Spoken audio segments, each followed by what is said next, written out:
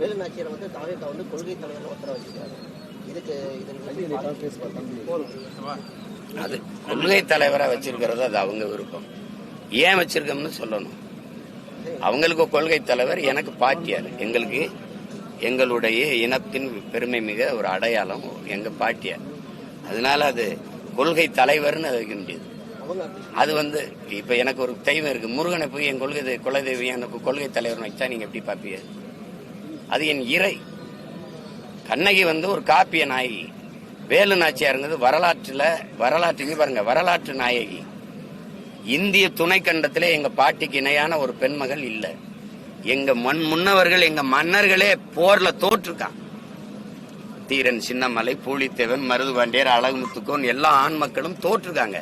எங்க பாட்டி மட்டும்தான் அந்த விடுதலை போர்ல போரிட்டு வென்றிருக்கா. விளங்குதா உங்களுக்கு? அந்த பெருமைக்குரிய மகள். அதுல வந்து அவர் கொள்கை தலைவரா ஏற்றுக்கிறதுல அவர் ஏற்றுக்காரு. அதுக்கு ஒண்ணும் நம்ம பேச என்ன எல்லாரும் பைத்தியம் ஆயிட்டல. அவருக்காக செலவு வச்சிருக்காங்களா? அப்படி சொன்னாங்களா? ஒரு நிமிஷம் பேசி முடிப்பீங்க. சிலை யாருக்காக? ஸ்டாலின் சொன்னாரு அவருக்காக வச்சிருக்கோம்னு. ஏதாவது போதம்பி அவருக்காக வச்சிருக்காரு சிலைன்னா அப்புறம் நீ எப்படி கேள்வி கேட்கிற? கேட்க தெரிஞ்சா கேள்வி கேட்கணும். அவருக்காக வச்சிருக்க அப்படி சொன்னார?